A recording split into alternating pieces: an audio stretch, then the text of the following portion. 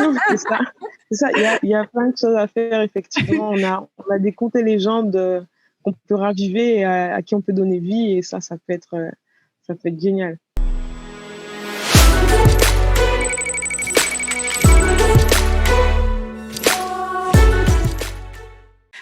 Bonjour, bonjour et bienvenue à vous. Je suis Johanna aka Jojo.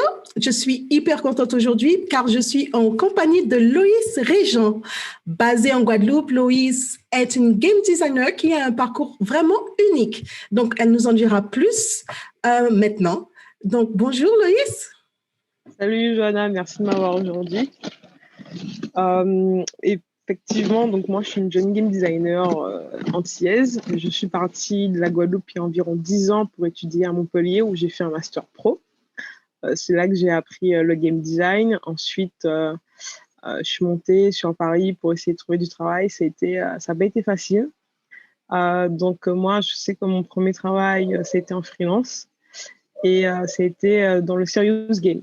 C'est dans ça que j'ai décidé de me spécialiser dans le serious game. Voilà. D'accord.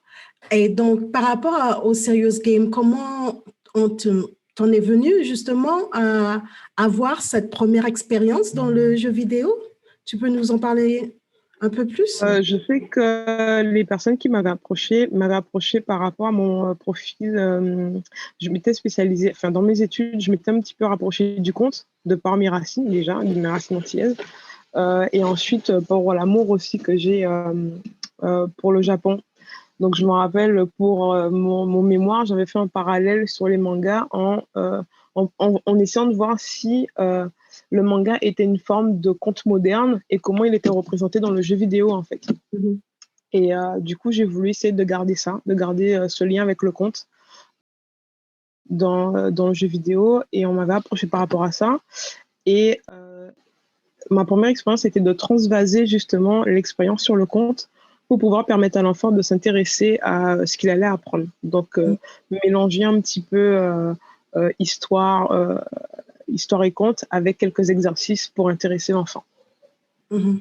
D'accord. Et donc, par rapport à ça, qu'est-ce que tu as fait? Tu as parlé du Japon, tu as parlé du conte. Où en es-tu aujourd'hui dans ta carrière? Alors, j'ai pas, du coup, j'ai à peu près qu'un seul jeu à mon actif que j'ai fait toute seule. Le reste, ça a été fait quand je travaillais dans une petite boîte à Nantes. Mhm. Ensuite, comme ça a été un petit peu trop difficile, entre guillemets, de trouver du travail, je suis partie. Je suis partie à l'étranger, dans le pays même, dans l'épicentre du jeu vidéo. Mhm. Donc, je me suis dit qu'en partant là-bas, peut-être que les expériences seraient différentes. Mhm. Donc, je suis partie au Japon, où je n'ai pas travaillé dans l'industrie du jeu vidéo parce qu'il faut être bilingue, il faut avoir un niveau, ce qu'ils appellent N2. Mon arrivant, j'avais N0, hein, j'avais rien du tout. Je suis partie du N5 pour arriver au N1. OK. Donc, en arrivant, j'ai quand même pu arriver à N4, N3, mais ce n'était pas suffisant pour travailler dans le jeu vidéo. J'ai passé des entretiens. C'était les entretiens les plus durs de ma vie, où c'était full japonais. Il fallait faire des tests écrits en kanji, en japonais derrière. Mais c'était de très bonnes expériences. Et bon, j'ai malheureusement, à cause de l'épidémie que tout le monde connaît, je n'ai pas pu terminer, je n'ai pas pu rester là-bas. Mhm. Mais j'ai quand même vécu une expérience générale là-bas qui était formidable. C'est super, c'est super. Donc, comme tu nous dis, tu n'as pas pu rester. Donc, tu es en Guadeloupe aujourd'hui. Oui, Et, je euh, suis au et Guadeloupe donc, aujourd'hui. quels sont tes projets par rapport à la Guadeloupe, par rapport aux jeux vidéo? Dans quel, on va dire, dans quel état euh, est la communauté, l'écosystème du jeu vidéo, du jeu vidéo et du développement du jeu de vidéo? Je sais qu'à l'époque où j'ai commencé à m'intéresser au game design, euh, il y avait les grosses écoles, il commençait à avoir, quand j'ai été diplômée, il commençait à avoir peu de postes pour beaucoup de diplômés, beaucoup de game designers diplômés. Mhm. Alors que dans les grosses entreprises, bon, on peut avoir plusieurs game designers. Dans les petites entreprises, c'était pas à base de 4-5 game designers. Donc là, le premier problème a commencé à se poser. Et j'ai remarqué qu'en fait, plus les années passaient, et plus il fallait être spécialiste, game designer ou level designer, mais très polyvalent.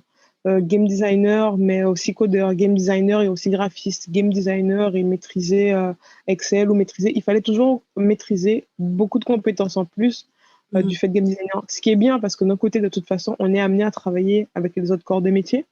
Donc, c'est bien d'avoir des bases dans tout. Mais la compétition devenait de plus en plus rude et il fallait être au taquet, il fallait être très, très polyvalent.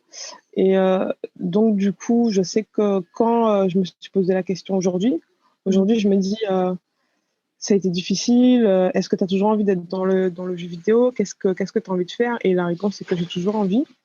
Mais j'ai peut-être plus envie de me retrouver dans le côté enseignement de la chose. Du coup, passer la passion, peut-être enseigner aux jeunes d'ici qu'est-ce que le jeu vidéo, qu'est-ce qu'ils peuvent faire dans le jeu vidéo, puisqu'on est un petit vivier, c'est vrai, mais c'est un vivier très intéressant, très divers. On a une société qui est multiculturelle, multiraciale, et je pense qu'il y a beaucoup d'inspiration et de créativité à puiser dans ce vivier et à faire des choses extraordinaires, puisque oui, il y a deux îles francophones qui sont l'une près de l'autre, mais on est un vivier international, il y a des îles hispanophones, anglophones, et je pense que si on peut arriver à travailler avec ce vivier, puiser dans ce vivier, on peut faire des choses extraordinaires. C'est clair, moi je le crois aussi. Hein. Je crois que c'est vrai que il faut prendre avantage en fait du fait qu'on est dans un archipel et qu'on est aussi dans l'arc caribéen et qu'il y a toutes ces îles à côté qui sont qui ont aussi leur talent de métier dans les jeux vidéo. D'ailleurs, dans ce segment, j'aurais des Jamaïcains. Donc, le segment caribéen Gaming Industry sera beaucoup plus basé sur le fait que les gens sont d'origine caribéenne ou qui sont déjà aux Antilles, qui sont toujours aux Antilles, en fait, toujours dans les Caraïbes. Donc, c'est ce qui. Donc, si tu parles français, si tu es en Martinique, Guadeloupe, et que tu parles français, on parlera en français. Si tu parles en anglais, on parlera en anglais. Par contre, je ne sais pas si il me faudra vraiment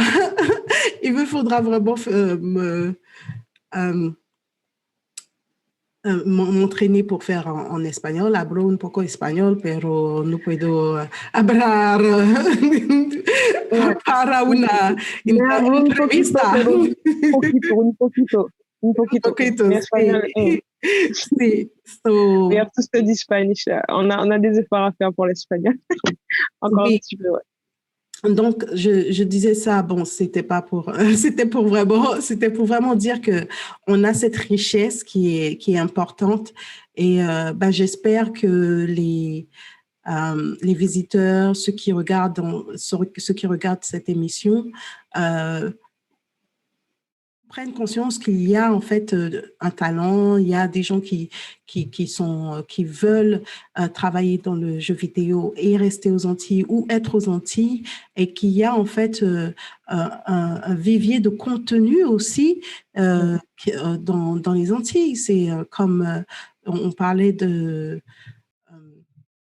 avec Samy d'Alexis, celui qui a fait la première émission, c'est vrai que lui, il a montré directement le pouvoir du jeu vidéo en Guadeloupe. Et je suis sûre qu'il aura, comme c'est un conteur, il aura encore plus il aura, je suis sûre, plein d'idées pendant qu'il est en train de dormir. C'est ça. Il y a plein de choses à faire, effectivement. On a des contes et légendes qu'on peut raviver et à qui on peut donner vie, et ça peut être génial. C'est vrai. Donc moi je suis vraiment contente que tu sois là-bas. Je suis ici. Et qu'est-ce qui se passe en fait en termes d'association? Est-ce qu'il y a quelque chose qui va se mettre en place pour justement officialiser un écosystème, le petit grain qui va grandir lorsqu'il est planté? Alors là, oui, il y a quelque chose qui est en train de se mettre en place. Donc, finger cross pour voir comment ça va aboutir. Mais je sais qu'il y a déjà en place tout ce qui est pour le e-sport, il y a déjà des petites associations en place, mais en ce qui concerne l'industrie même, pas encore, mais c'est en train de se faire. C'est en train de se faire gentiment.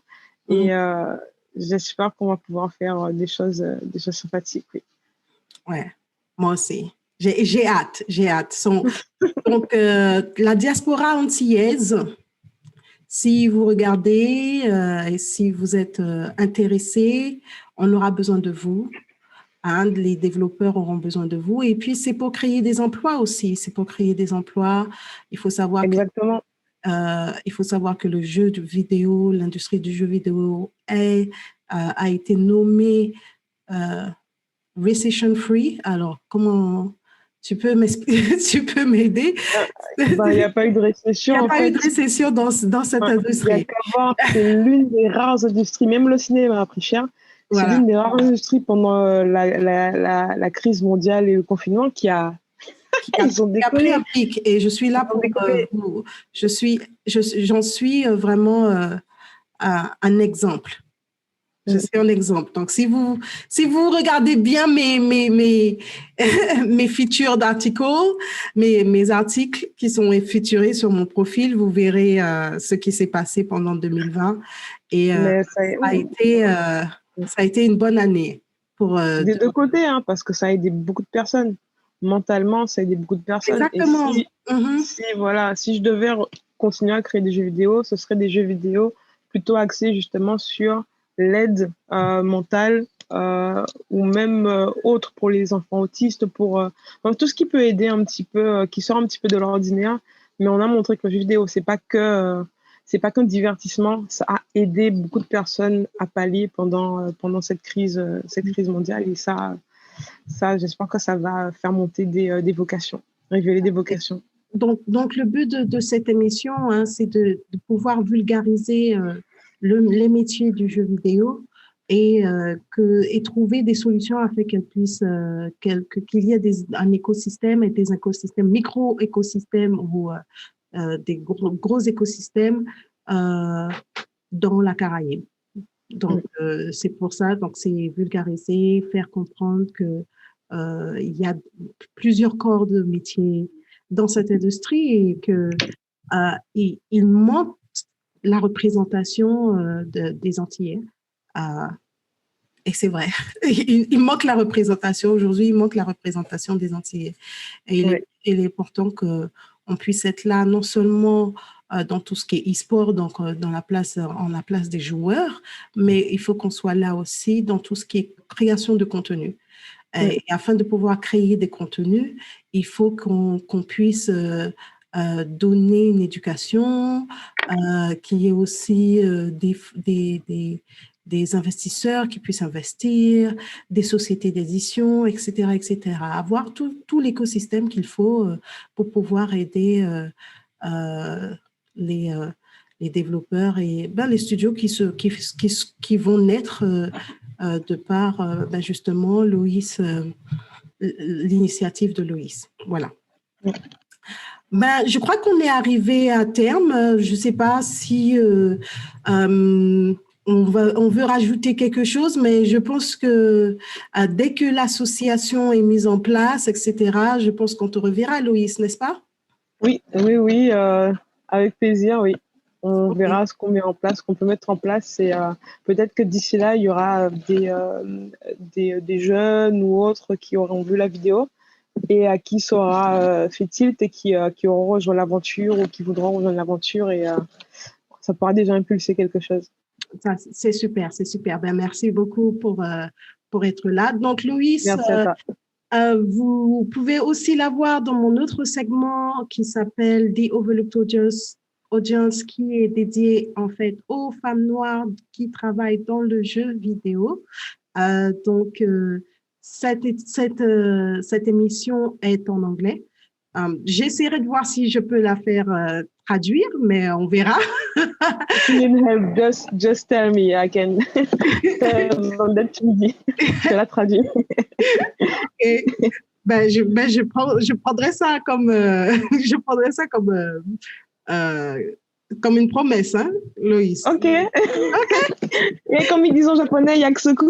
Ah, ok. D'accord, ok, merci. Donc, merci à vous d'avoir regardé. Je ne sais pas si vous êtes toujours là. Merci à vous d'avoir regardé. N'oubliez pas d'aimer, de partager, de commenter.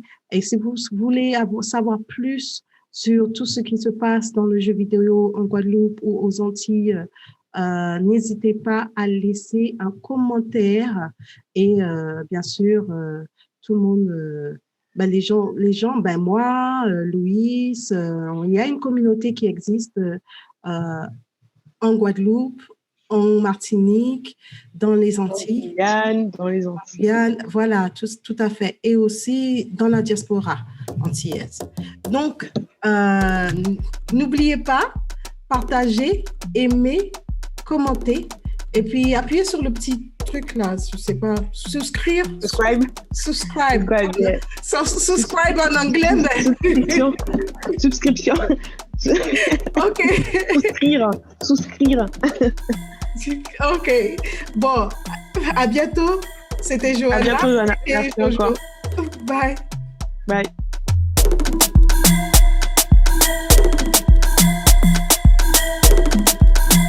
Puis appuyez sur le petit truc là, je sais pas, subscribe. Subscribe.